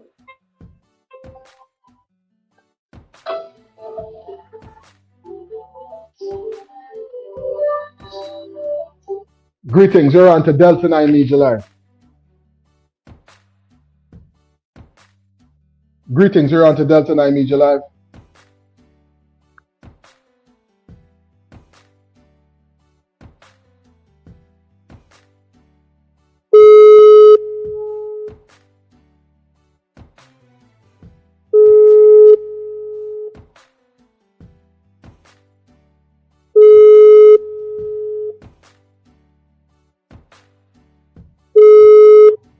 I guess we missed that caller. Caller was calling in from the 592. If you get this, if you get a chance to hear the message that we're shouting out, caller from the 592, give us a call back if you would still like to give your views on the topics being discussed. Let's hear some more coming in from Honorable Mr. Patterson. Those arrangements were disturbed. Contracts previously awarded to Courtney Ben were withdrawn, and that company was forced into liquidation. GNIC is no longer operational after its dockyard was repossessed by NISIL. As a result, maintenance and servicing of the MV Barima were handed to another company whose primary business was fishing. Let me be clear. This is not a personal attack on any contractor. The real issue is whether the critical link to the specialist fabrication, replacement parts, and proven maintenance systems for a vessel of this age was broken. That question must be examined carefully by independent maritime experts. Records will show that the MV Barima was docked in November 2015. Greetings, you're on to and Delta9 underwent Media a Live. comprehensive rehabilitation. Blessing love, my brother. Blessing love to your family. Blessing love to your audience. Same to you, King. What's going on for you, sir? Yeah, man, I've been rain, the weather nice, so I've been rain. Yeah. Super taco. I hear that. What's up, Nigerian, bro? Can't complain myself. I had a busy day though. Busy, and then we here again live with the travelers, making sure that we stay updated with everything that's going on. You know, what do you think about the fact that these I know tune in. I know tune in. So I ain't really run the system yet. I just come back some things and I'm watching and see. So you know that the crew members, the 3 crew members were charged. They're going to run back it and I see the start and I see 3 black 72 men. Yeah? 72 charges. 72 counts. Right? Yeah. 3 black men. How we as Guyanese could sleep any night come and allow this to happen to all of our black brothers, bro? Huh? It's crazy, bro. It's crazy because there's a number of things. Going up, and the government has more responsibility in this. There's only one got stick or a lesser charge, you know. Only one or a lesser charge from that same charge got stick. And when you look at them brothers' age there, their life done, bro. They coming out till the whole. There's only one of them charged got stick. They ain't going nowhere. Me saying that they're going, but I'm saying that with the amount of charges that was placed on them, right? A lesser charge to any one of them charged.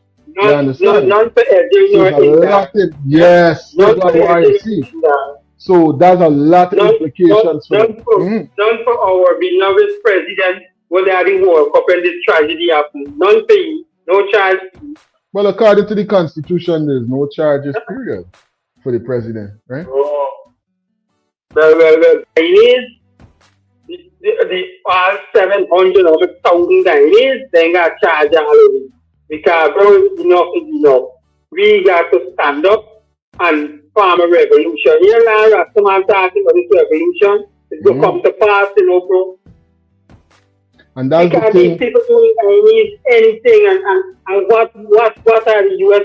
ambassadors saying? What these people are saying, bro?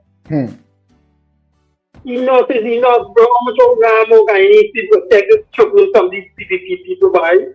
And you see what I say, bro? We are so excited, eh? Yeah. Remember I tell you the word, eh? I didn't listen, man. I will catch up more as we go. Yeah. Big up yourself. Thanks for calling in every time, man. And for highlighting the details as we suss out. We sussing it out, you know. Who fired the persons that used to inspect the vessels for safety efficiency?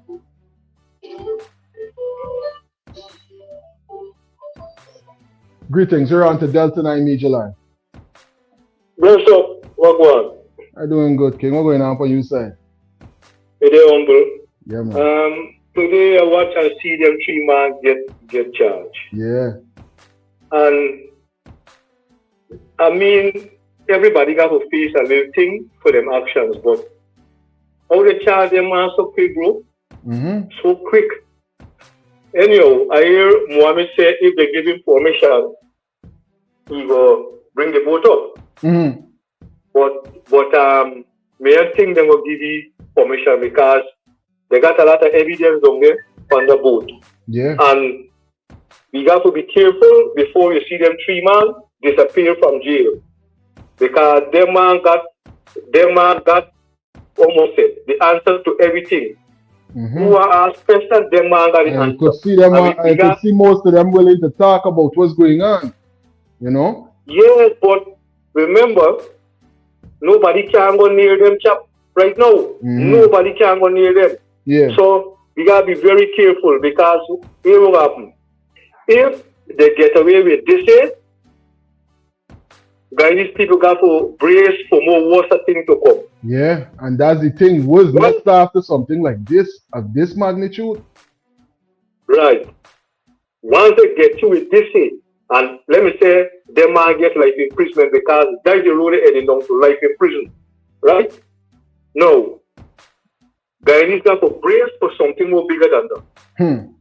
Trust me, I'm telling you. And it's coming soon too. because they try to exercise their power to see how far they could go. And right now, I'm going to tell you this, Guyanese people taking things for granted. Everybody's supposed to hit the street already. We ain't care if it's Amerindian people or whoever. Guyanese people supposed to hit the street already. Yeah. I know what they're waiting for, bro. What they're waiting for. Anyhow, bless up, G. Respect. Every time. Thanks for calling in and for sharing Yeah, those man, insights with us. You see, persons calling from local, persons calling international, and we analyzing it, right thinking people. Right? We're looking at these charges and we're trying to figure out, but how come when persons were saying this about what's going on? Donald Modest. Mr. Modest, can you tell me what occurred? Yesterday we went on the boat and they overload the boat, right? Top middle and the bottom, ram it stops. And water get in the hatch and sink the boat. And the boat ended up turning. Before we left, they was trying to get the boat off the sandbank because they parked the boat inside. And it's stuck up in the mud. And they had about 3/4 to an hour trying to get it off. And when they get it off, it started working from one engine and they still go with it. They stop. You got the mechanic man working on the engine and still forcing the boat to go. I feel the boat must black up somewhere or something because, right? I was sitting in the hammock and I saw the boat go like this. And then after, I wait, and when it roll over, watching it going back like this, but the keep going over. So what I did, I waited till when it raised up and I plunged. And the wave shy me back in the boat. So I had to just loose my bag and start fighting to catch it up. I catch it up, it sent me back again. 2 times I get through back. But I just relax, catch myself and start paddling and I come up top. When I come up and I see the lights, I say praise God and I start swimming and hold on from 2 Venelin, 2 long Venelin, 4, hold on under, then I watch to see a bottle, hold on in the bottle, and hold on in the gas bottle and hug the 2 together. And I get about 4 or 9 other people come and we were on that. We may have to go with your baby, hold it and that was it. Thank you, sir. And I came my last 1.8 because a lot of things about it afraid it, so they got it in the they give you 100,000.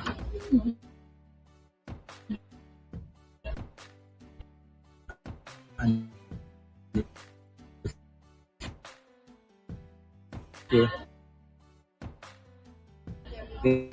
there's some kind of money, man. I live in. I asked the minister if after the little 100,000 they give me, if I could go and buy my motorbike parts and all them things, the motorbike parts gone. And if I go back out there with the parts, it can make sense because all my goods were the killing up gone. Information coming in from survivors for this situation, right? People who are directly impacted. That work included new engines, new shaft, new hull works, and upgrades to the cargo and the passenger areas.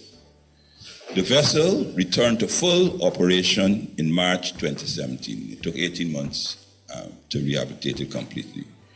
Between 2017 and 2020, records also indicate that the vessel underwent its required maintenance cycles and was deemed seaworthy up to that period. However, even with those efforts, the administration at that time understood that the remaining effective lifespan of the vessel was limited.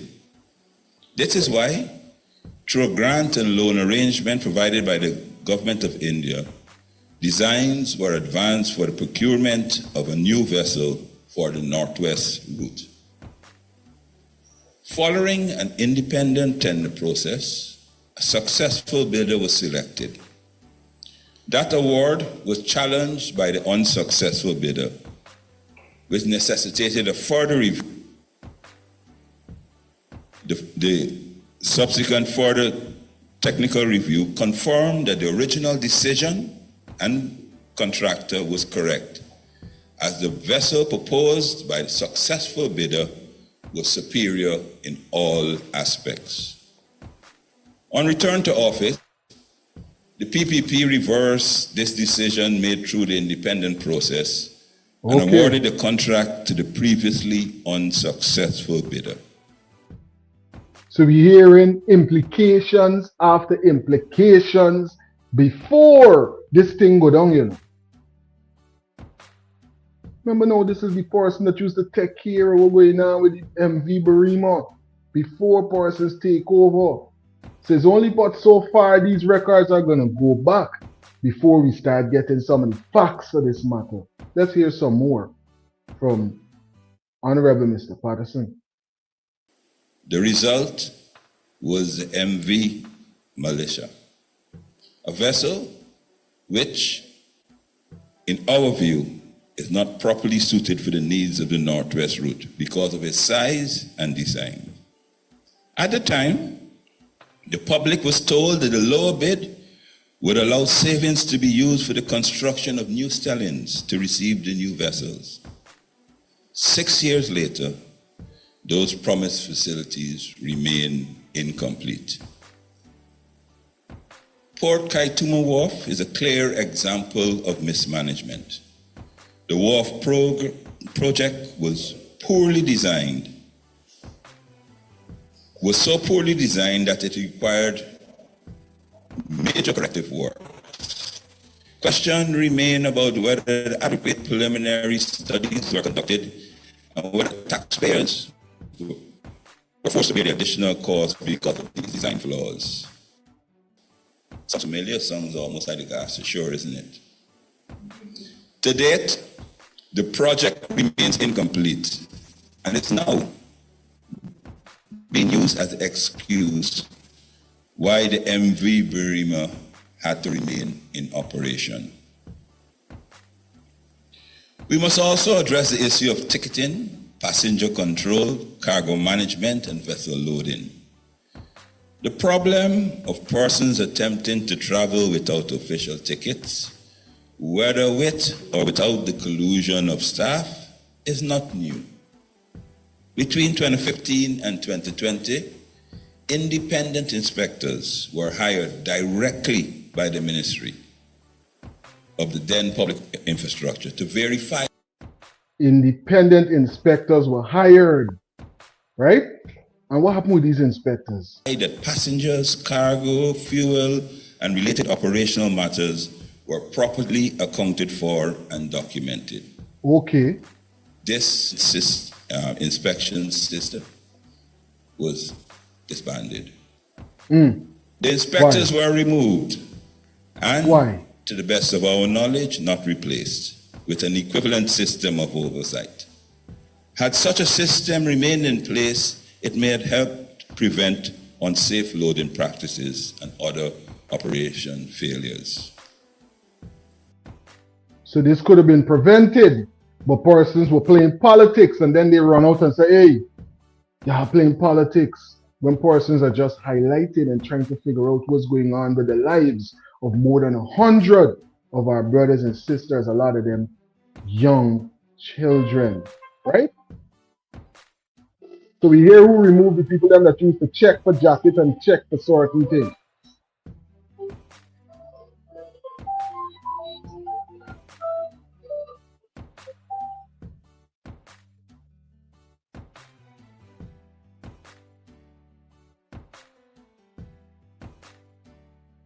Big up yourself, 592. I know how I missed the call. Again, what's going on with this? What's going on with this number when I'm answering it? I don't know. I gotta check and make sure this phone is. Let's see what's going on the charge. We got on the charge. We got on the charge. My apologies if I might have disconnected the call, but guess what? It was not deliberate. Let me hear some of what Mr. Bailey is highlighting about these headlines. And promise on behalf of EPAC, we're going to help the government and we're going to help the victims of the MV Barima tragedy. And here what we're going to do, because with all this budget that the government have, all this supplemental budget, they went back for yesterday, and we can talk about that just now. They don't seem to have money for their phone credit. They don't seem to be able to pay their internet bills. so they have access to email. And it doesn't seem as if anybody in the government have data on their phone that they could use WhatsApp, right? So VPAC, we pay our internet bill. We have data on our phone. We have WhatsApp, and we have the internet, and we know how to Google. So it's not too complicated. But what VPAC is offering the PPP that we're going to do for them is, given that we paid our bills and we have a WhatsApp, we're gonna go and Google salvage companies in the Caribbean, Latin America. We're gonna check Brazil for you guys. We can check up to Florida. We can check Louisiana and the coast down there, and we're gonna find some salvage companies for this government, because this government really struggling. The only person they seem to be able to find is a fisherman that seem associated with the party, who somehow Only person is a fisherman that seemingly is associated with the party. We sussing out this thing, you know. We figuring out what's going on, because there's a lot of very interesting things going on with this. Big up yourself to PA, one of our insightful moderators, is saying the PPP are trying to save Ejil, allegedly, by prosecuting the captain and the 2 surviving crew members. He lost 15 crew members, right? But as far as the PPP are concerned, that does not matter to them. Allegedly. I'm telling you, it's a serious thing we analyzing here, you know. Because remember, they would have been working together for a while. So there's a whole lot of trauma. This is a whole lot that the captain got to deal with right now. Not only they're saying that it's 15 crew members that would have transcended, but now you got 72. So you got a 6 and you got a 9 to deal with. Which one is worse, the 6 or the 9? A lot going on. A whole lot. Big up to all the travelers that are live with us right now. Ashmini is saying we could live with 72. Who could live with 72 charges or 72 counts hanging over your head? Right? It's hard. It's a whole lot with them, because even if you get a lesser from one of them, you're gone. So you got to get a clean slate for the entire 72, plus any other implications and charges that might arise as the case progresses, right?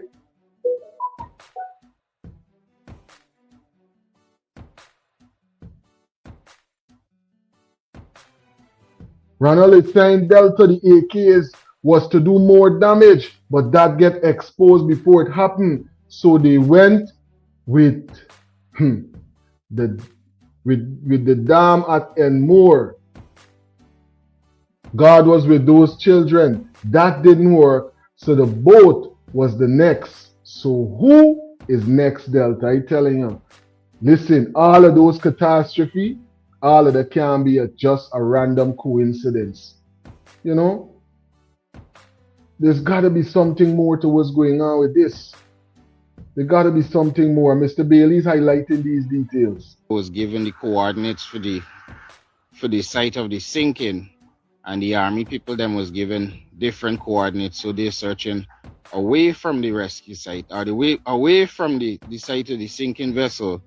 But Harish Singh was given the coordinates, so he know where to go and find it. So the PPP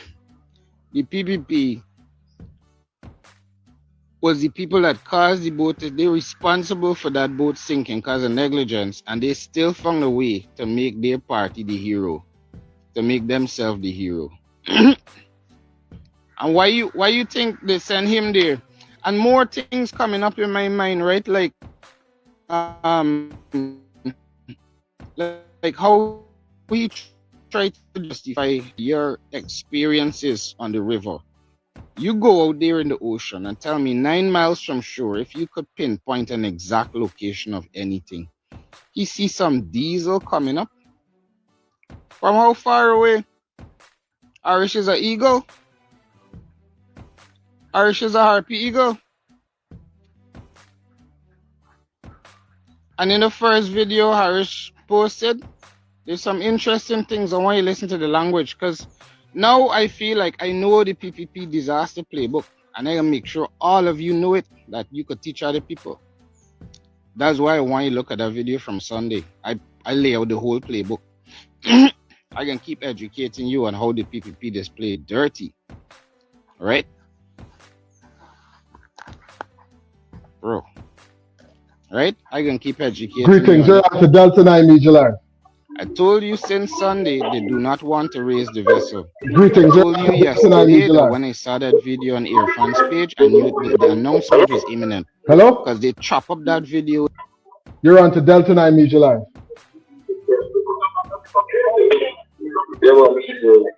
Call you there?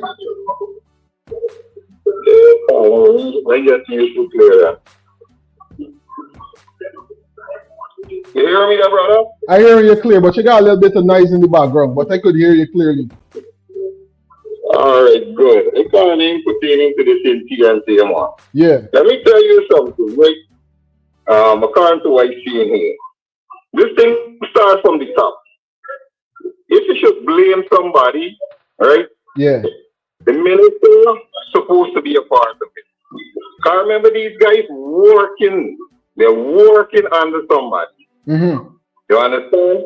And as they said, if you refuse, you gotta study what gonna be your next move tomorrow, how your family eating. If they decide that they're gonna sack you or they're gonna knock you off. Cut your hours. You understand? Mm-hmm. So everybody trying to survive. I mean, an incident happened, a lot of lives lost, but then you can't put all the blame on the captain and the crew member.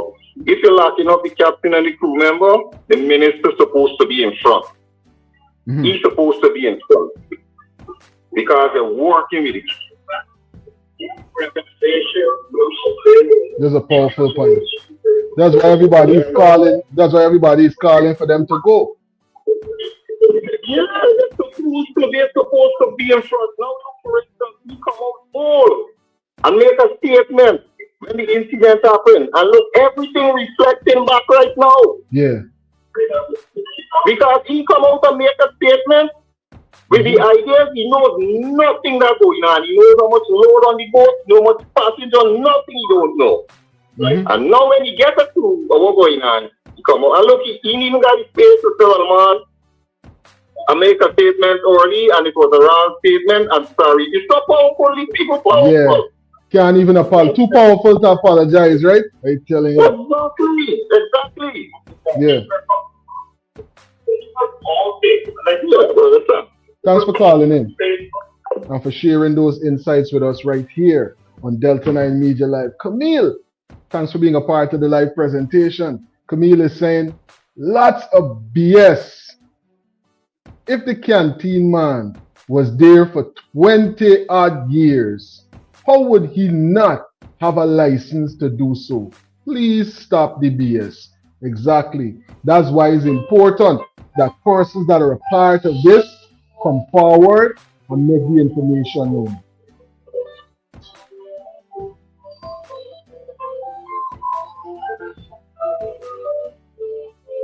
Greetings, you're on to Delta9 Media Live. Yeah, my brother. Yo. See, when it first happened, right? Remember when I said, how come a fisherman with the Prime Minister they call?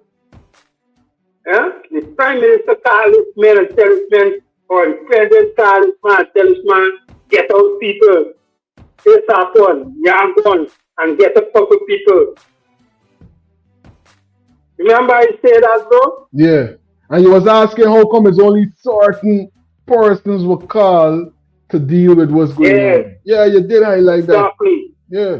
Yeah. But when I saw it post the video, I see it had a lot of black men inside, so I apologize to him. And I say, that was just he and people them or whatever. But you know the thing is this thing is bigger than, I mean saying that this way looking at it as, right? But the saying we gotta look past anything that got to do with race in this. Because listen, the team that they got, is weave through the whole ethnicities that you're gonna find in the country. You understand me? They got bad actors in every ethnicity. Got the bad actors, then, buddy. Yeah, because why I say that? Because why did the president or whoever called this particular person is only here alone about it in Cameroon, only here alone about it in Africa? It is the line I wanted to reach you. Yeah. This thing is supposed to be a nationwide storage, bro. Everybody that they're supposed to hit in the water top. To see how many persons could be saved. Exactly. And why our president didn't come on the internet or wherever he comes to invite people to farm? Why did not come and put state of emergency? If Venezuela was attacking Guyana, there's you want to do wait till morning for tell the nation? They really got asked.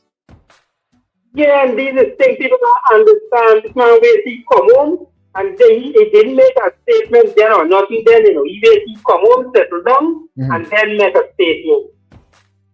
But if we gonna know what's going on. And he went to an important meeting. And he said, chat that meeting and said, okay, let's expect something the other will catch out of a family come. Till now, nothing. Till now, nothing. It's rainy time. Farming cleaning for it. It's rainy. Farming cleaning. It's that clean up. Or probably during harvest time is this. Probably. Big up yourself, Dion. I tell you, we sussing out these details. I don't think that because we're covering the content of what's going on right now with the MV Barima and everything else, and we want to say condolences to the family members and the loved ones and rising power to all of our energy that would have transcended all of the ones that would have transcended, right? Don't think because we're covering what's going on with the MV that we don't got the information waiting to make sure that we present on the headlines connected with farm gate and all of these things. We just give a respect and honor to what's going on right here. But this coming very soon and very shortly. The French divers. French diver is not no naval engineer. He's not a salvage expert. He's a diver. Mark Phillips, well, I don't want to call him what I really think he is, but he's prime minister, he's army man, he's not a diver, and he talking about bringing more divers here won't solve the problem. No, sir. Bantu King, big up yourself. Thanks for being a part of the live. Bantu King is saying the Speaker of the House has been compromised from day one. Well, guess what is? What persons were saying about the Speaker? Yeah, he led on my parents. The same like Manzor, Mr. Manzor, I know him and he know me. If you see this face, you can remember Julia George, my mother. We full of good. Here I stand up for Mr. Azuddin Mohammed. I stand up for him. Me and my parents from Region 9. Good. Bringing a salve. From Region 1 to Region 9. I'm telling you, everybody's calling out what's going on. A professional salvage operation here would solve the problem. The boat is apparently in like 10 to 20 feet of water, right? But there are some specific things that come out in Harish Singh's first video when he posts. He makes a few claims that are supposed to set the groundwork for later. In that video, Harish Singh says something more is Harish or whoever record the video that they post all over the place, but who find the location. The fisherman in the video is heard saying, we there out here, with no Coast Guard, no army, nobody there out here. Well, because they send them to the wrong location. And watch how the life jacket afloat with, You won't see not one, I look back at the thing over and over and over. You won't see one single life jacket. It's like he went there with a very specific message that, you know, things the public should know. Well, all the life jacket float away, and then the next part of the video, he said like 50 foot of water. So from early on, they tried to establish the narrative that this boat is very deep, right? And the life jackets float away. Like, that's why in the future, if anybody like me or you asks why we didn't see a single life jacket, well, Harish already established that it float away. So the narrative of the whole story is controlled by the PP, not by the army, and the people kidnap the captain and the first mate, and I guess some of the people that survive hanging on. And the sight of where passengers sit never lost me. And if you recall, Mr. Harris Singh telling the whole nation by way of his video, one of the reasons why he was able to ascertain where the boat was located when he saw the life jackets coming up in plastic, which means they were brand new. Buckets and these things, we got to hear from them because, like I told you guys over the last couple of days, there's no evidence that any life jackets were used, bare minimum. Even the people that were supposedly rescued by that GDF guy, when you get into a life raft, you would still have on a life jacket. When you get rescued from a life raft in the middle of an ocean, you mean to tell me they then put them on a fishing boat with army and police and nobody had on a life jacket?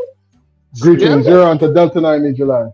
So those are... I know, this guy is big educated minister, right? Yeah.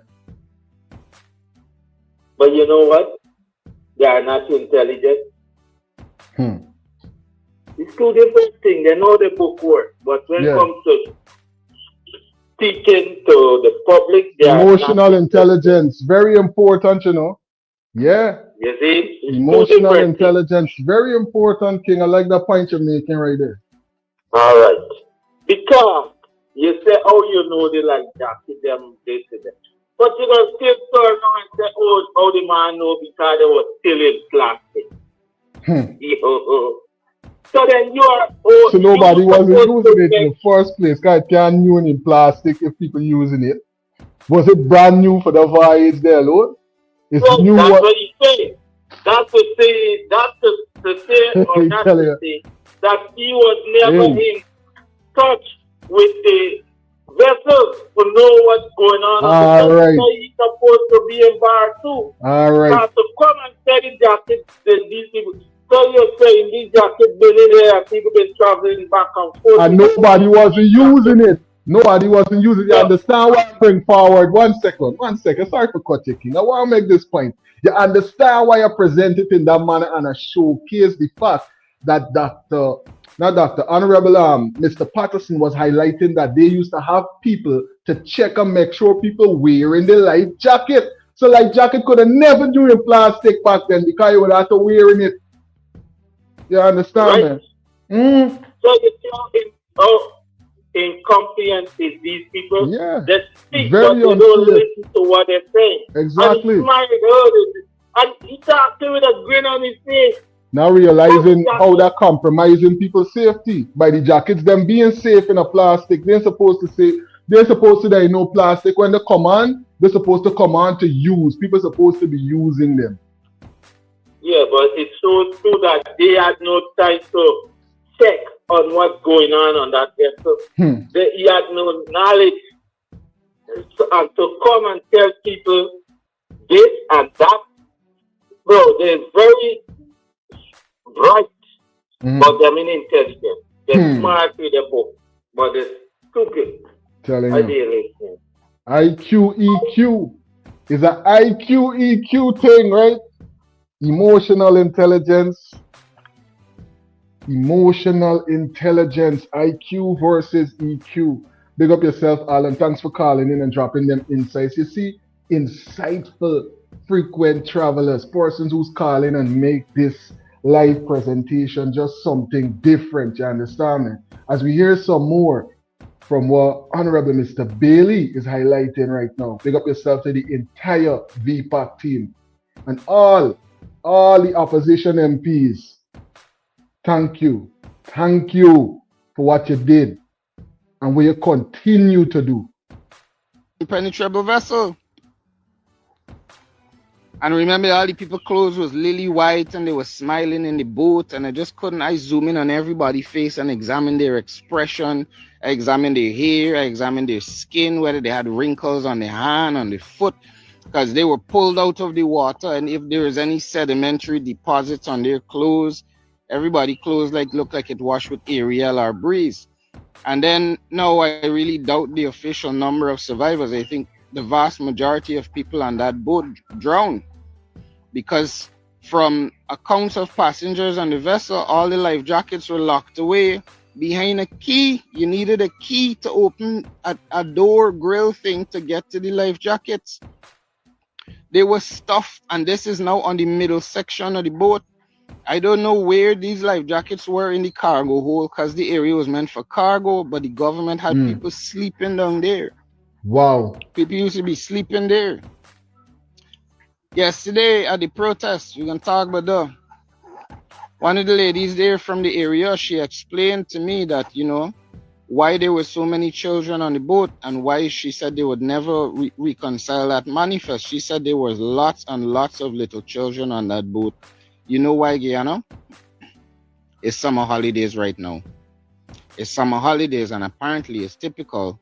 Grandmothers in that region, elders in that region, they would gather up their grandchildren and bring them to town to have fun and see the city, see region 4, and come and do this shopping and this school shopping and things like that. And then they just go back on the boat. Children up to 11 years old, I was told, is don't get ticket.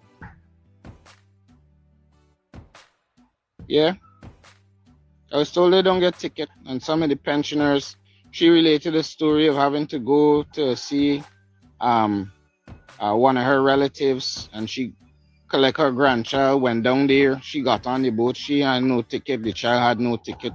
She said people has even pope the boat. People just come and pope. People who wouldn't even pay, just be coming and just jumping on the boat. So they have people there that people didn't even know they was on the boat. One estimate I heard was that up to 60 children are likely drowned in that boat, lying at the bottom of the sea. You saw the videos, guys. You saw how people were sleeping there. The lady yesterday described the harrowing ordeal of just getting to the toilet. You got to be jumping over people sleeping on coolers. Every bit of space is packed, ram-packed, packed. Passengers just be forced to take. Now here in this saga, 60 plus. And then when you analyze the accounts that persons are giving, they're saying that the boat was going like this. So could you imagine the terror?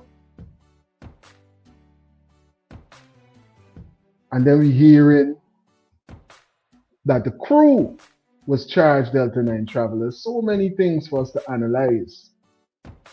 But we at our 2-hour flight time, and the flight has landed right here on Delta9 Media. We will be live again in the AM at 8 o'clock, where we will continue this conversation, where we will continue to analyze all the updates and information coming in on the MV Barima situation, among other headlines that we still didn't get a chance to highlight as yet. Look out for the pre-recorded videos, because we got a number of pre-recorded videos that we're going to put up as well, so that we can stay abreast with everything that's taking place in Guyana and the diaspora.